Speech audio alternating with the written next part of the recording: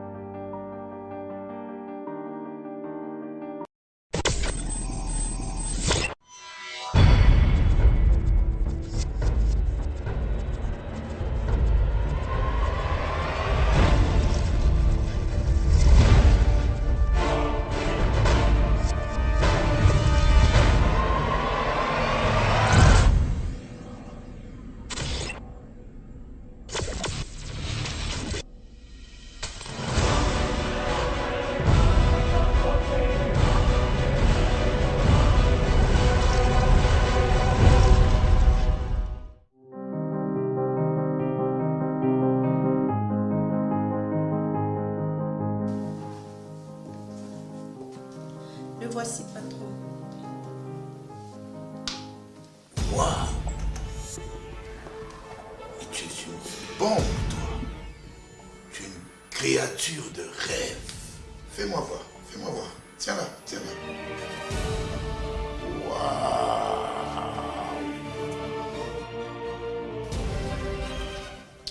Forme. Correct. Fond. Correct. Aucune faute d'orthographe. Patron. Mais je t'ai dit, tu es formidable, Harley. Vous me flattez ou quoi? Mais non, je t'ai dit la vérité. Tu fais un travail extraordinaire. Pourquoi tu refuses toujours mes invitations? Veux-tu accepter mon invitation de ce soir? Patron, ça sera difficile. Je suis fiancée. Fiancé. C'est quoi être fiancé? Mais patron, j'aspire au mariage. Tu aspires au mariage. Moi, je suis déjà marié.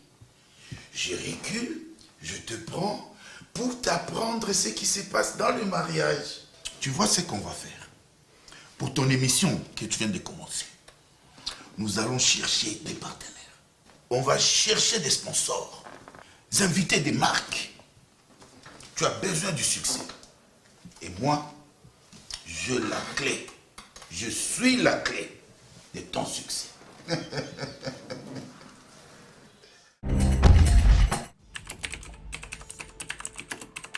Est considéré comme harcèlement sexuel quiconque aura adopté un comportement persistant envers autrui, se traduisant par des paroles, des gestes, soit en lui donnant des ordres ou en proférant des menaces, ou en imposant des contraintes, soit en exerçant des pressions graves, soit en abusant de l'autorité que lui confèrent ses fonctions en vue d'obtenir de lui des faveurs de nature sexuelle. Sera puni de servitude pénale allant de 1 à 12 ans et d'une amende de 50 000 à 100 000 francs congolais constants ou d'une de ces peines seulement. Yo. Au bout de là.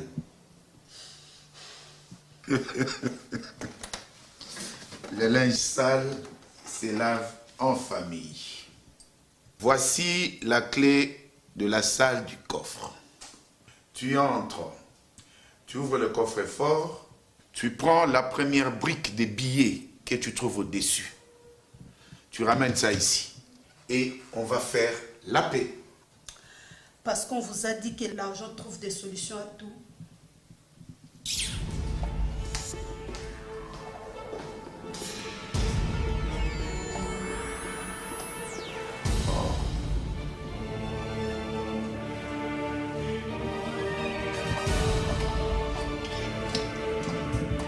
J'étais eu. Patron, Mais qu'est-ce qu'il y a? Va calmer. vous avez les kilos de me toucher? Oh, calme-toi. Que je me calme. Calme-toi, nous sommes au bureau, calme-toi. Mais laisse-toi faire, non, ma chérie. Vos paroles, vos gestes, vos messages, vos comportements constituent un harcèlement sexuel qui est punissable de 1 à 12 ans de prison. De combien? De 1 à 12 ans de prison selon la loi. Harley, tu me vois, moi, en prison. Dans ce pays, moi en prison. Jamais, compère. Ce temps-là est révolu. Nous vivons maintenant un état de droit. Patron, vos messages, vos photos, vos vidéos, ainsi que notre conversation sont enregistrés dans mon téléphone. De ce pas, je contacte mon avocat et je vous traduis en justice. Harley, écoute. Harley, attends. Harley, attends. Harley, je t'appelle. Allô, sécurité. Oui, empêchez la journaliste là. Oui, mon assistant. Empêchez-la de sortir. Elle est déjà sortie.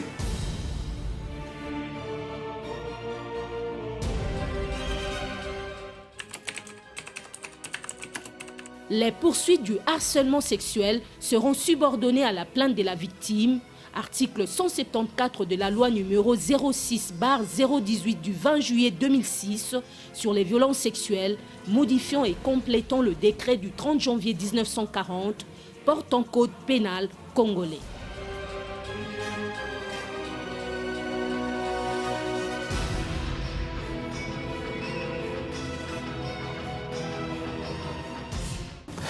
Mesdames et messieurs, merci de nous retrouver sur les antennes de Justicia Télévision à travers votre émission 30 minutes contre les harcèlements sexuels. Aujourd'hui, je reçois pour vous Madame Chimanga Bansekele Constance. Elle est juge au tribunal des grandes instances de Kinshasa-Gombe, à qui je souhaite la bienvenue. Merci messieurs. Ok, pour commencer, Madame, c'est quoi l'infraction du harcèlement sexuel? Quel est son fondement légal? L'infraction d'harcèlement sexuel trouve son fondement légal dans la loi numéro 06/018 du 20 juillet 2006, modifiant et complétant le décret du 30 janvier 1940 portant code pénal congolais. L'infraction est définie dans son article 174, vous allez permettre que je puisse lire pour dire concrètement ce que nous disent les dispositions légales. L'article 174D qui définit l'harcèlement sexuel en ce terme: quiconque aura adopté un comportement persistant envers autrui, c'est traduisant par des paroles, des gestes, soit en lui donnant des ordres ou en proférant des menaces ou en imposant des contraintes, soit en exerçant des pressions graves, soit en abusant de l'autorité que lui confèrent ses fonctions en vue d'obtenir de lui des faveurs de nature sexuelle, sera puni de servitude pénale de 1 à 12 ans et d'une amende de 50 100 francs congolais. C'est ici où nous trouvons la définition de l'infraction de l'harcèlement sexuel. Vous êtes juge au tribunal des grandes instances de Kinshasa-Gombe. C'est avec raison parce que cette infraction a une référence juridictionnelle qui est le tribunal des grandes instances, d'où vous êtes matériellement aussi compétente en tant que juge. Mais qu'est-ce qui a conduit à l'adoption de cette loi du 20 juillet 2006 ? Qu'est-ce qui a conduit vraiment à l'adoption de cette loi? Merci pour la question. Nous avons connu des guerres dans notre pays, justement à l'est du pays, dans les années 1996 et 1998, si je ne me trompe pas. Et ces guerres ont occasionné beaucoup de dégâts matériels, économiques que personne ne peut ignorer. Et ces dégâts ne se sont pas limités au niveau matériel. Nous avons vu que les femmes de l'Est, Plusieurs femmes ont subi des violences sexuelles et l'État congolais, disons la loi, le législateur n'est pas resté muet, il a regardé que dans l'ancien code, il n'était pas prévu cette matière. C'est ce qui a poussé le législateur à réviser pour que ces actes ne puissent pas rester impunis. C'est comme ça que nous trouvons la nouvelle disposition que je venais de lire. C'est une disposition qui a été revue pour que les auteurs de ces actes puissent être punis conformément à la loi telle qu'elle est prévue. Donc si je comprends bien, nous pouvons dire que c'est suite aux actes d'agression à l'est du pays qui a, n'est-ce pas, conduit à l'adoption de cette loi. Oui, oui. Donc c'est ce qui a aussi motivé le législateur. C'est ce qui a motivé le législateur, parce qu'à l'époque, dans l'ancien décret du 30 janvier 1940 qui a été modifié, et on n'avait pas prévu cette disposition légale. Alors on s'est dit, le législateur s'est dit, il ne peut pas se taire, on doit punir tous les acteurs de ces actes. C'est vraiment la motivation. Et nous n'allons pas dire que ces actes ne se passent qu'à l'Est. Nous les vivons aussi ici, dans des grandes villes où nous n'avons pas connu de guerre, mais cette violence sexuelle faite à la femme, elle existe, elle est bel et bien quelque chose de réel. Parce qu'ici où nous sommes, si le tribunal connaît de telles affaires, nous n'allons pas dire que nous sommes à l'Est, mais nous sommes à Kinshasa où on n'a pas connu la guerre, mais il y a des... Nous allons arriver là parce que vous êtes la juge, n'est-ce pas, du tribunal des grands instances. Nous savons qu'il y a une question réservée pour ça. Est-ce que nous pouvons dire que si nous faisons les bilans, est-ce que nous pouvons dire que cette loi au niveau de la justice congolaise connaît certains avancements ou bien a permis, n'est-ce pas, de baisser le taux des violences faites à la femme? Oui, nous allons dire oui. Cette loi il y a des avancées. Des avancées très remarquables. Parce qu'à l'époque, on ne parlait pas de viol. Mais actuellement, nous voyons qu'il y a partout, on parle de viol. Pourquoi les gens se sont levés de parler de ce viol-là, de dénoncer ça tout haut? C'est parce que quelque part, il y a la loi qui punit.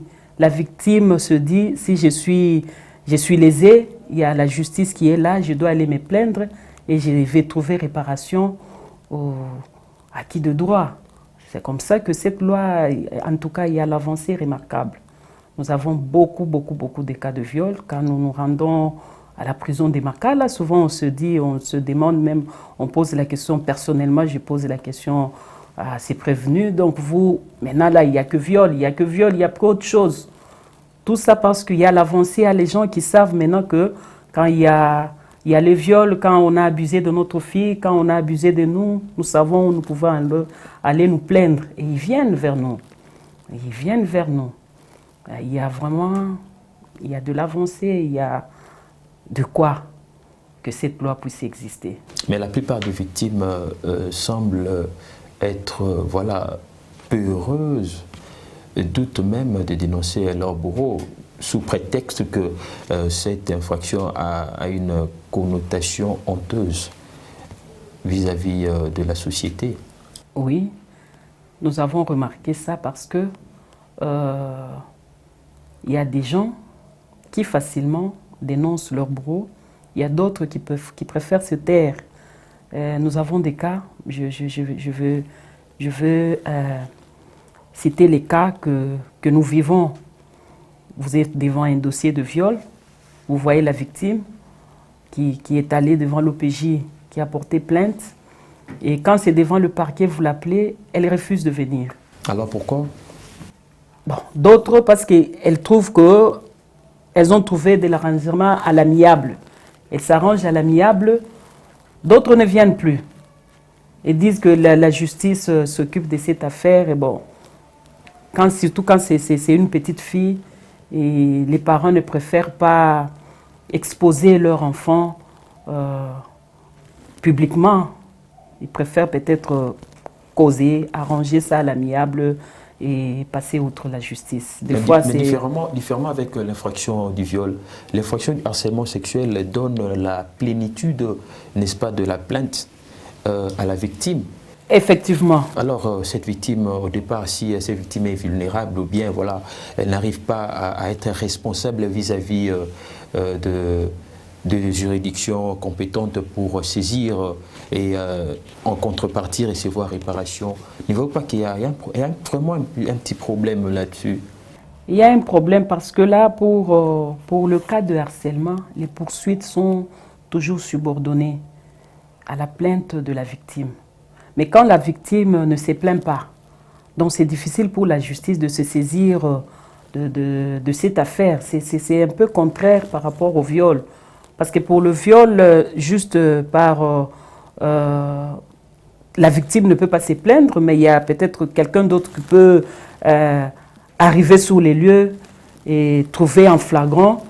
Et la justice peut se saisir de l'affaire, mais pour l'harcèlement, les poursuites sont subordonnées à la plainte de la victime. Quand la victime ne sait pas se plaindre, c'est difficile pour la justice de savoir qu'il y a eu réellement harcèlement. Mais comment électrifier le courage de la victime afin qu'elle brise le silence et puis dénoncer son bourreau? Bon, c'est à la victime d'être consciente. Je crois que nous devons vulgariser la loi, dire aux victimes d'harcèlement sexuelles qu'elles ne doivent pas se taire. Qu'elles ne doivent pas se taire parce que souvent, les victimes, leurs bourreaux sont soit leur chef direct, soit quelqu'un qui a le pouvoir sur elles. Alors elle s'est dit, quand je vais aller parler de ça, quand je vais aller le dénoncer, et après-demain, est-ce que je vais garder ce travail? Est-ce que j'aurai toujours les mêmes avantages? Et deux fois, la victime se dit, non, je vais voir comment me débrouiller, même si elle ne cède pas, mais elle subit quand même. Elle est en train de subir les injustices et tout, et elle préfère garder son travail parce qu'elle se dit, je vis de ça, c'est ce qui fait que je sois ce que je suis, j'ai nourri mes enfants de ça. Si je dénonce, je perds tout. De là, au péril de la dignité. Au péril, voilà. Bon, elle préfère garder sa dignité, elle se dit, bon, c'est entre peut-être elle et son chef, elle et son supérieur. Peut-être qu'il n'y aura pas une troisième personne qui connaîtra ce qui se passe. Elle préfère se taire. Alors comment vous avez parlé de la sensibilisation et comment peut-on sensibiliser ces victimes, voilà, ces victimes qui manquent de voix? La meilleure façon peut-être de sensibiliser ces victimes, c'est de leur rappeler le droit et de leur rappeler qu'il y a la loi. La loi est là, elle existe et elle punit. La loi prévoit et punit l'harcèlement sexuel. Qu'elles n'aient pas peur de dénoncer.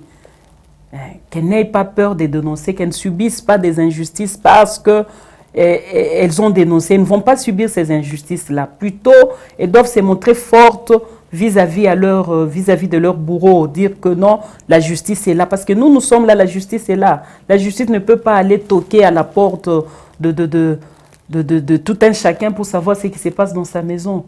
C'est la personne qui se sent lésée qui doit aller vers la justice. La justice est là, peut dire... Toutes les années que j'ai faites dans la profession, on n'a jamais eu un tel cas. Madame Chimanga Bonsekele Constance, nous allons marquer une pause pour suivre la sensibilisation à digitalcongo.net, une rubrique internet de la chaîne Digital Congo. Et on se retrouve juste après.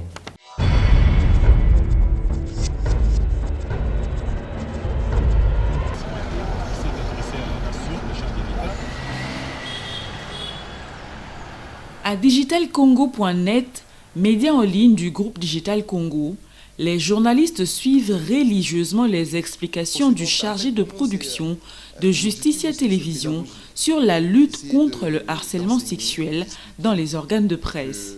Pour lui, il est question que les journalistes soient informés sur l'existence de l'infraction du harcèlement sexuel qui tire son fondement légal de l'article 174 de la loi du 20 juillet 2006, modifiant et complétant le décret du 30 janvier 1940 portant code pénal congolais. Après l'information, il a appelé à un changement de comportement. Pour faire connaître d'abord cette loi, la loi du 20 juillet 2006 sur les violences sexuelles, mais aussi vous faire connaître l'infraction du harcèlement sexuel, article 174D de cette loi, qui punit donc quiconque tombe dans cette infraction-là. Autre détail, comme je le disais, il faut que la victime, qui est donc concernée par le harcèlement sexuel, doit à tout prix aller porter plainte. Si elle ne porte pas plainte, l'affaire ne sera pas prise comme ça, du coup, par le parquet ou par une juridiction.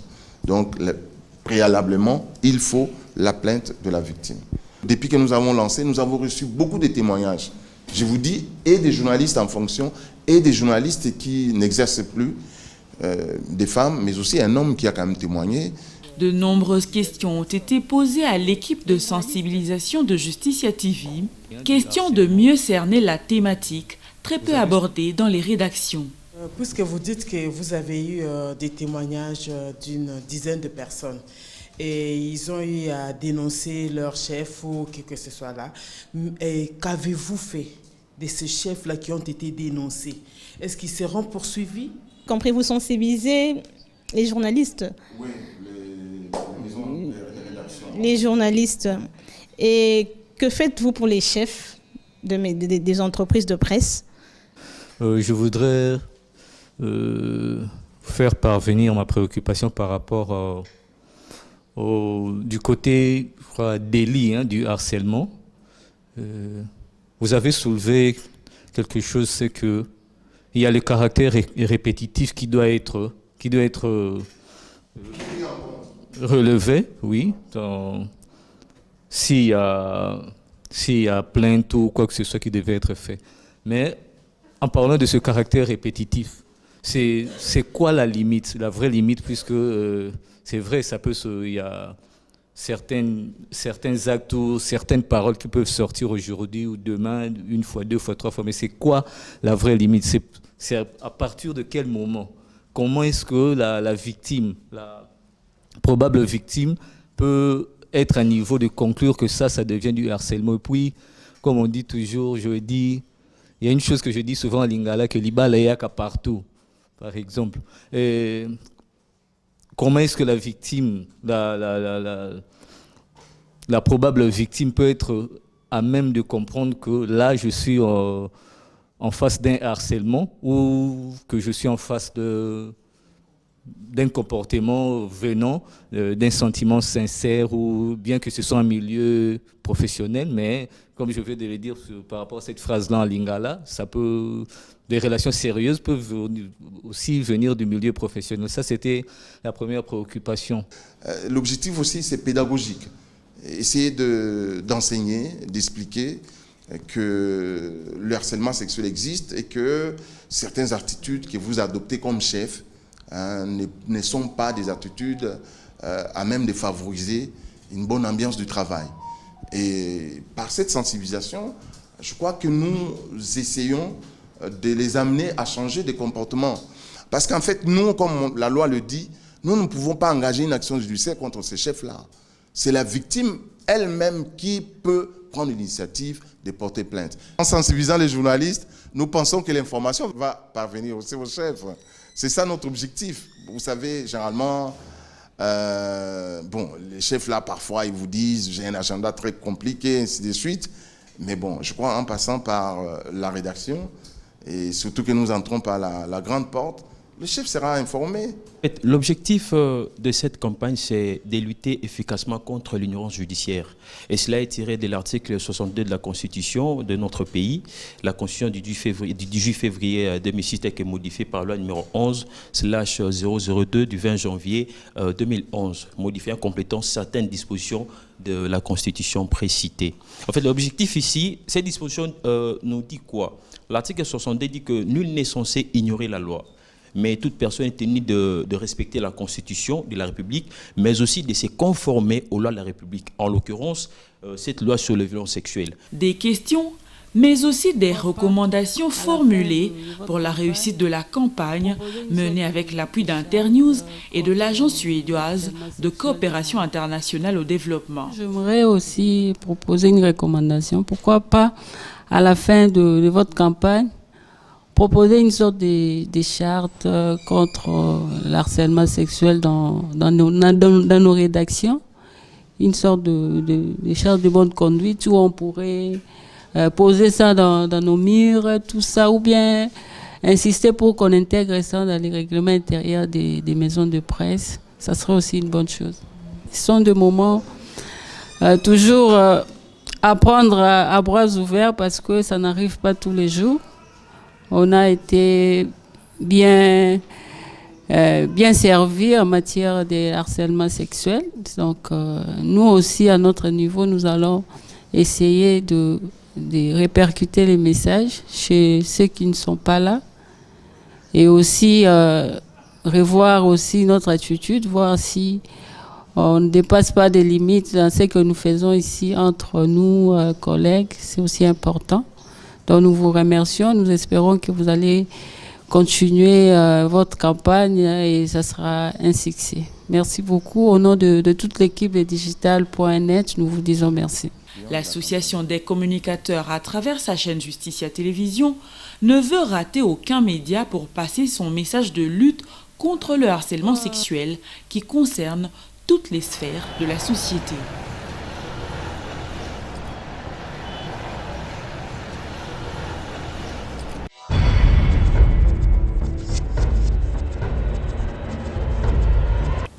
Je reviens à vous, Madame Chimanga Basekele Constance. Nous avons l'impression comme si l'infraction du harcèlement sexuel n'est pas prise en compte dans notre société. Et pourquoi? Par rapport au viol. C'est pris en compte pour que ça soit vu par tout le monde, connu de tout le monde. Il faudrait qu'il y ait ces victimes-là. Il faudrait qu'il y ait ces victimes-là. Donc, tout est subordonné par la plainte de la victime. Mais s'il n'y a pas de plainte, Donc, l'action publique ne peut pas être mise en mouvement. Donc, on ne peut pas ouvrir la porte par force. Il faudrait que la victime vienne se plaindre. Parce que c'est difficile, même si vous appreniez que, par exemple, vous êtes chez vous, vous êtes dans votre bureau, vous apprenez que une société voisine, dans la société voisine, il y a le DG ou le directeur de cette société-là est en train d'harceler sa secrétaire.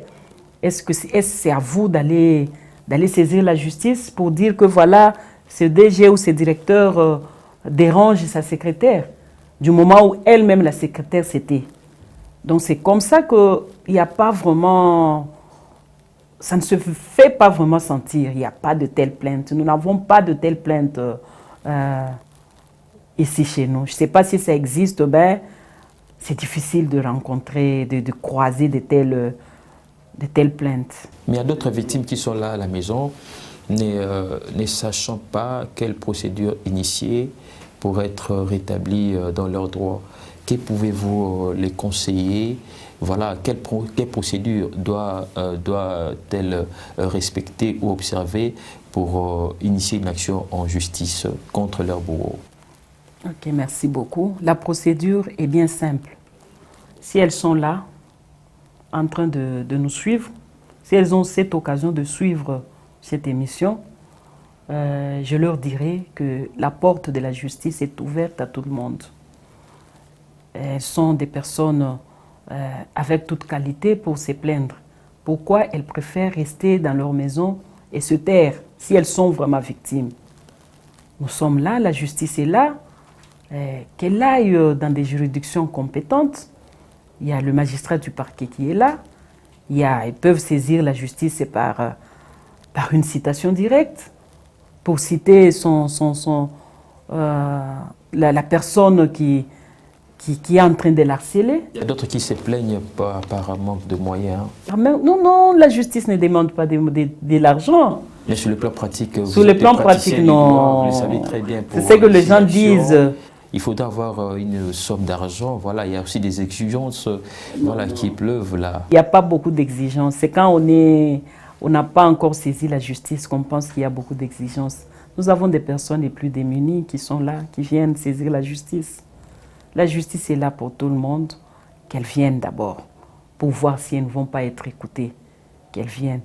J'ai vu, il y a ici sur Willery, il y a un truc de violation faite à la femme qui est déjà installé là. Posez-vous la question, combien de femmes vont se plaindre là-bas?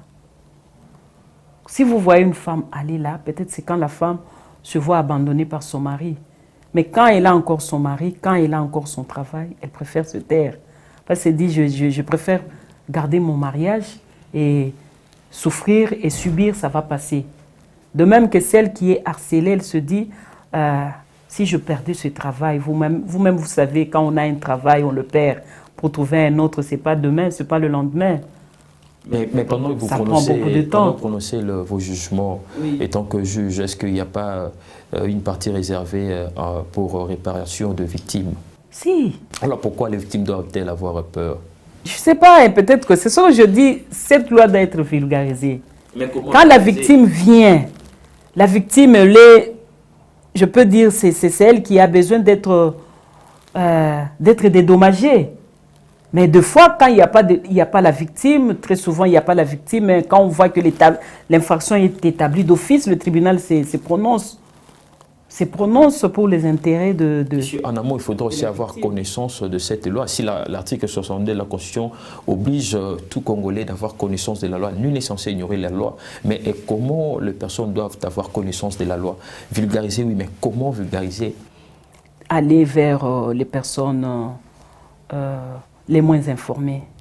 Aller vers les personnes les moins informées pour leur dire qu'elles ont des droits à réclamer, qu'elles ont des droits à revendiquer, et elles doivent être réparées pour des dommages subis. La loi, moi je me dis deux fois que c'est pas vraiment vulgarisé. Même pour le viol, des fois j'ai très mal quand je suis à la prison. Tu te trouves devant un prévenu qui a peut-être 25 ans, 22 ans, accusé de viol d'une fille de 18 ans. Et plutôt, pas 18 ans, 17 ans et demi, 16 ans et demi. Et quand tu poses la question au prévenu, il s'est dit que c'était ma copine.